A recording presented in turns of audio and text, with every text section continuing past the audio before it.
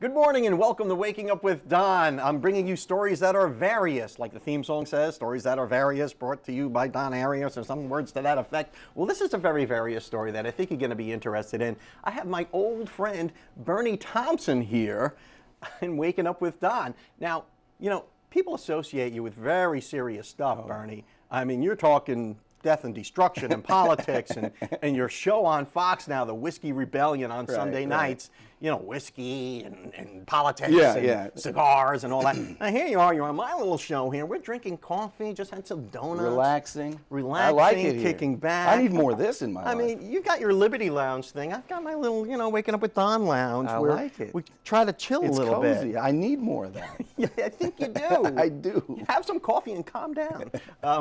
Hey, here's what I want to talk to you about, though.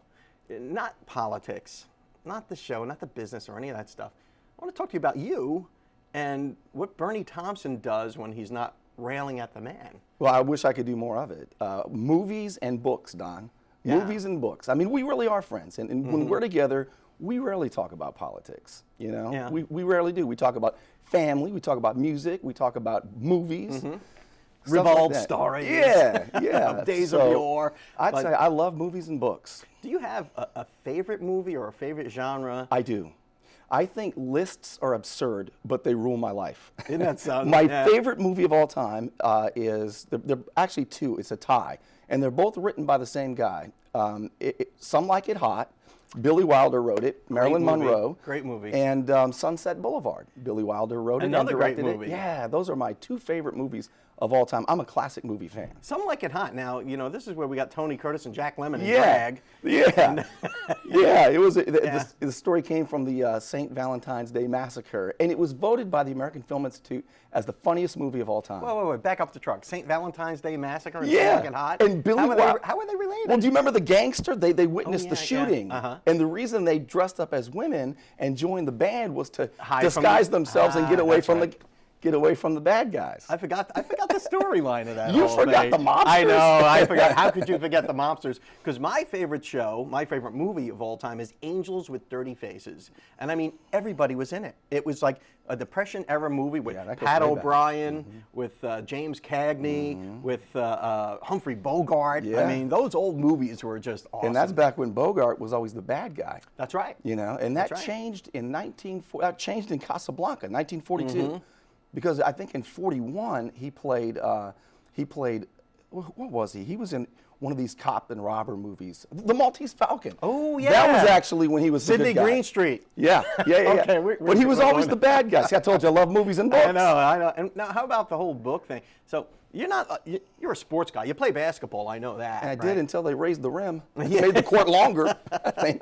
And they must have done those things. So you're a little bit of a sports guy, but you're more of a man of letters, right? I love reading. I mean, my favorite book of all time is The Great Gatsby. Why does that resonate with you? I love stories that have to do with misfits. I love stories that play with time. You've come to the right place. That's right. That's right. And I love. I guess I love tragedies as well. I mean, my favorite stories are Hamlet, Gatsby.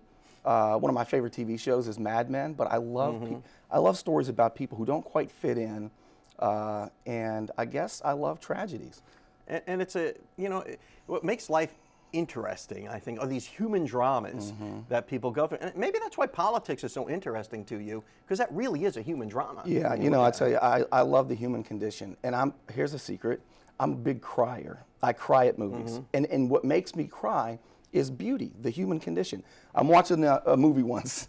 I think it was, A Wonderful Life with Jimmy Stewart. Love that movie. So I've got my 9-year-old and my 11-year-old, and we're watching the movie, and my 11-year-old and I are over here, wiping our eyes and crying. My 9-year-old looks over and she goes, "Wow, Dad." I said, "Baby, it's okay." And then she starts talking to the other one, and my older one says, "Emma, leave me alone. Dad, she's bothering me." Having a good cry. Yeah. She and I over here crying. Emma said, "I'm sad, but I don't feel like crying."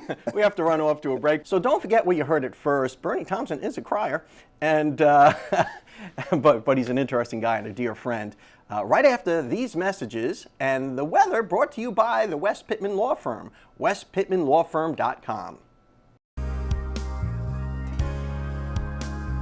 Welcome back. I'm having my morning coffee with my dear friend Burnie Thompson, and we're talking about books and movies that you enjoy. So take note. This is the Burnie Thompson View Read list. Yeah, this is what I wish we could talk more of instead of politics. This is my hobby, books and movies. I know. Now we talked about Some Like It Hot, Marilyn Monroe. Yeah. And Sunset Boulevard. But Don, you know what? I dug this out for you. Okay. This was what I actually carried around in 2000, 2001, and I would go to Blockbuster and rent VHS tapes. I remember those. And these are the top 100 movies of all time. Yeah, Citizen Kane, of course, at the top of the list. Yeah, the American Film Institute came out with this list, and I printed it out, and I decided I'm going to watch every single movie on this list. Now, your educational background is in English, is that right? Yeah, I got a master's degree in English. Now, you have another master's degree in poli-sci? In journalism. In journalism, Yep, okay. yep. So you're a bachelor's degree in political science. But like I told you, lest you think I'm too smart, it took me 14 years to get my bachelor's degree. So I got all of them. I picked them up in my 30s. So it was your best 14 years of your life. I swear it's unbelievable. Going to school. Now, what are some of the other titles that you enjoy? Well, you know, I'll tell you, this is one of my favorites. When I taught college English, this is Alice in Wonderland, The Adventures of Alice in Wonderland. I used to ask the students, who's read this book? Now, they made a great movie, Tim Burton did, in 2010. My 9-year-old was 8 at the time. She was watching this movie. Alice in Wonderland was always struck me as a little creepy and scary. I love it. I think it's so wonderful. That's that Tom Petty video. I mean, that was kind of weird. You know? That spoiled it for me. They're cutting her up like a cat. It was kind of weird. My 8-year-old watched this, and she says, Daddy, come here. I've got very important proof that Alice is not dreaming. So she takes the remote control and she says, look here. And she goes forward, look there, see, Daddy? And she turns around and she looks at me and she says, it's all there, Daddy, if you just look for it. My little Emma, I tell you, it's to this day one of the most profound things I've ever heard. It's all there. Now, Alice in Wonderland, though, it kind of touches into that other world that you live in, the political realm, because that was originally written as political commentary, wasn't it? Yeah, you know, and what I really love about Alice in Wonderland is how curious she is. And I mean, that is two things that drive me is curiosity and passion. That's what. But here's my other favorite. The Great Gatsby. The Great Gatsby. Let's put her up here so folks. Well, you know what I do, Don? I'll tell you what. I probably write in my books as much as the authors. Let me see. Let's take a look at that. Look at all this stuff. He's got all his little notes on the Great Gatsby. That's how I read. I read slow because I'm writing as much as the author. Okay, so you're getting like fashion tips out of here? I mean, it's my favorite story of all time. As a matter of fact, I think the movie was terrific. Let's put that out. Let's get a shot at that. The brand new movie. And I'm embarrassed to admit. I love Leonardo DiCaprio. That's what I'm embarrassed to admit, but you're not, evidently. Nah, I'm touching my feminine side, no problem. He's a bit of a twerp, but he's a great actor. He's a phenomenal actor. He really is. I believe him in everything he does. As a matter of fact, I think the greatest actor of all time is this guy. Oh, yeah. He really, I mean, didn't you believe every role he played? Stella. You believed it was him, unlike Kevin Costner. I can't stand Kevin. I don't know. Every movie he's in, I go, look, there's Kevin Costner. Here's my Kevin Costner impersonation. Yeah. That was more exciting than Costner. It was. It's like Lee Majors. He was a very crisp actor, too. But I'd say Marlon Brando. Yeah, Brando had the passion. I think he's the greatest ever. He was living it, man. Denzel Washington. You know who's, I think, the greatest actor right now, thespian, is is Jennifer Lawrence. She won the Best Actress last year. She's the girl who plays Katniss Everdeen in the Hunger Games. And the newest movie, Catching Fire, she's unbelievable. She'll probably win Best Actress 2 years in a row. So if we had to make a recommendation to our viewership right now, what movie should we go out and see right Catching now? Fire. Catching Fire. Unbelievable. You highly recommend it? It's two thumbs up. Fantastic, absolutely. Okay, you got to put a thumbs up. When I say 2 thumbs up, there we go. There we go. Burnie Thompson, thanks, thank you so much for coming on the show and giving us that rare peek under the behind the curtain of Burnie Thompson, the guy and the friend that I know so well. We'll be right back after these messages. Hi, good morning, and welcome back. I'm Zenovia Andrews, your business system strategist, and I am super excited to be here in the Max Out Studios, bringing you your Max Biz Tip for the week. Listen, we have an amazing week lined up for you. Our topic and theme for the week is 5 tips that every small business owner should have. 5 must-have tips for small business owners. Now you may say, I'm new in business, or I've been in business forever. It doesn't matter, because at the end of the day, it's all about the numbers. And I'm here to share with you, Google Analytics is going to be the game changer for your business. It's all about the numbers. Google Analytics is a resource that you could use that's going to share with you what type of traffic you're getting to your website, who's actually visiting your websites, who's actually looking at your products and your services. Now, when you look at your ideal client, right, and then you look at your Google Analytics, if it doesn't match up, you're going to have to go back and reassess your marketing strategy. I had to experience this about 2 years ago with my own business. And I'm here to share with you that Google Analytics, which is absolutely free, it helped me get clarity and actually what type of traffic I was getting to my website. You know, you want to know your user behavior and your social behavior, and Google Analytics will deliver that for you. Listen, I'm Zenovia Andrews, your business system strategist, and we are super excited to support you. You can find me at www.zenoviaandrews.com. Take care and continue to press towards the max. Welcome back. One of the things I like best about this show is meeting the local talent here in Northwest Florida. And I got two really talented guys here today. I've got Alejandro Rios and Garrett Brown. They're only 2 members of a 4-member group called Jam Therapy. Keep your eye out for these guys. They're going to be huge. I just believe it. Guys, thanks so much for coming on the show. Anytime. Pleasure's ours. Yeah. You know, now I've met you at Pamela Elliott Studios. Yeah, vocal studio. Yeah, and heard you play there one night, and it was just awesome. And Garrett, you know, you're an accomplished musician as well. Yes, sir. Yeah, you're both young guys. Absolutely. Young guns. 22 young guns. And 20. Yep. 22 and 20. So music is not your only thing. You're both students as well, right? Correct. I go to Troy University. I drive down on the weekends after I do my schoolwork and try to gig as much as I can. Wow. So this is really a going kind of business for you guys. Yeah. We stay busy.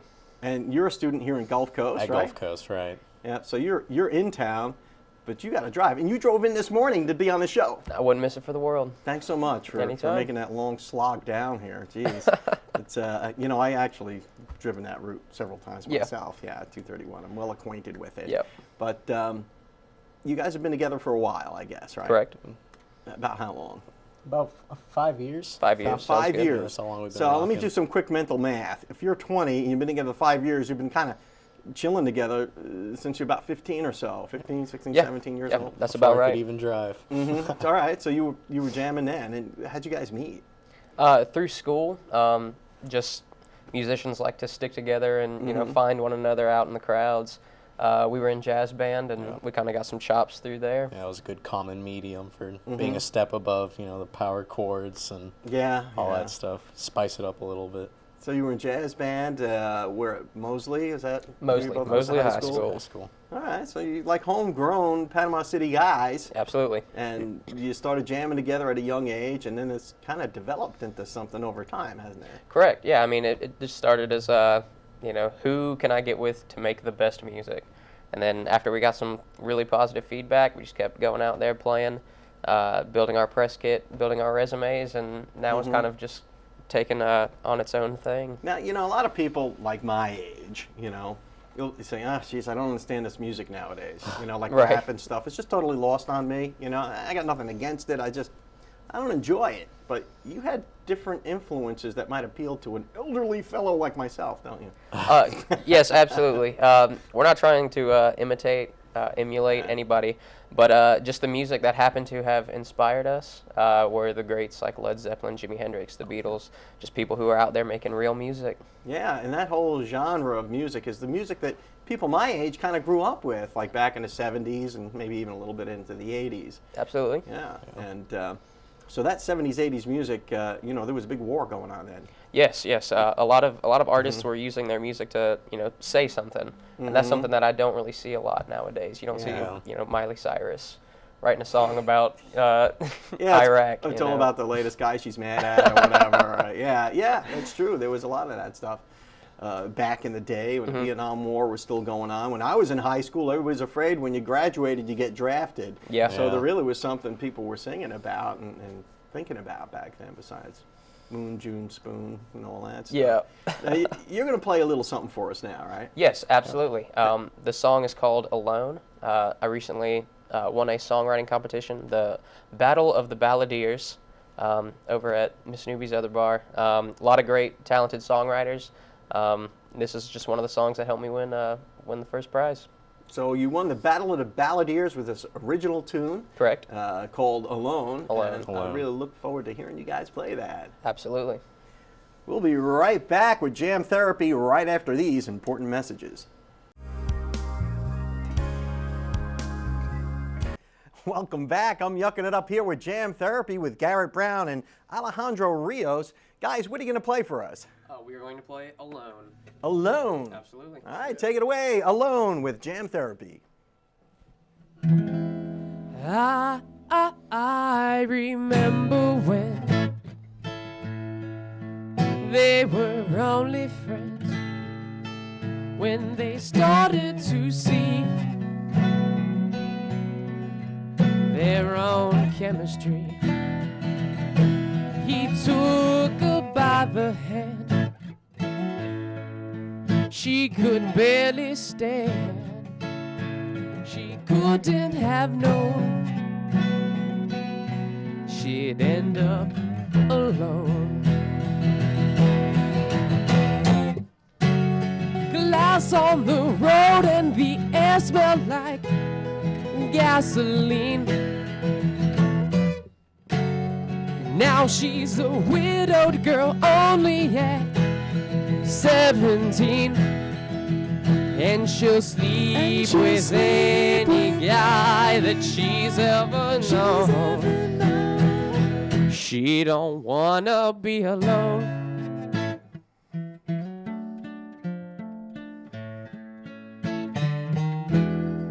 I remember that cry when they took her aside just to say, God, it took him away. He won't make it today. Well, in the halls where she screamed, busted out at the seams, we all stared. We knew she was scared, but nobody dared. Well, valedictorian and homecoming queen. Now she's a widowed girl only at 17, and she'll sleep with any guy that she's ever known. She don't wanna be alone.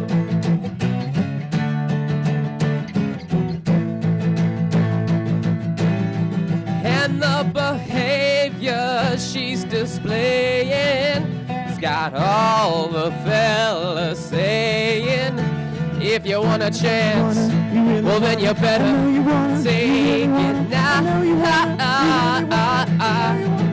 And the girls are steady talking, some are crying, others mocking.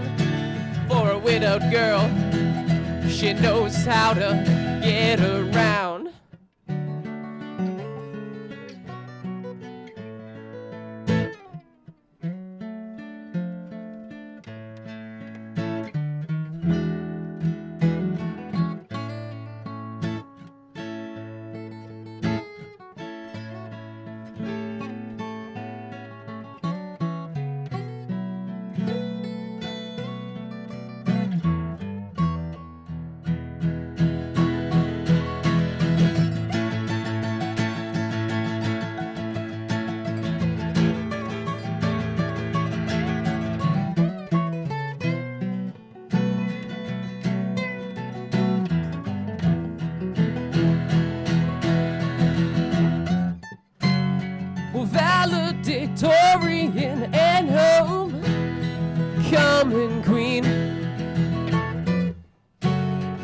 Now she's a widowed girl, only at 17. And she'll sleep with any guy that she's ever known. She don't wanna be alone.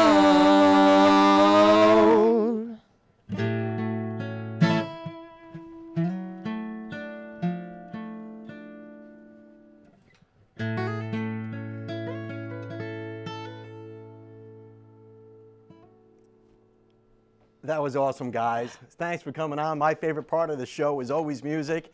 We'll see you next time. You've been watching Waking Up with Don.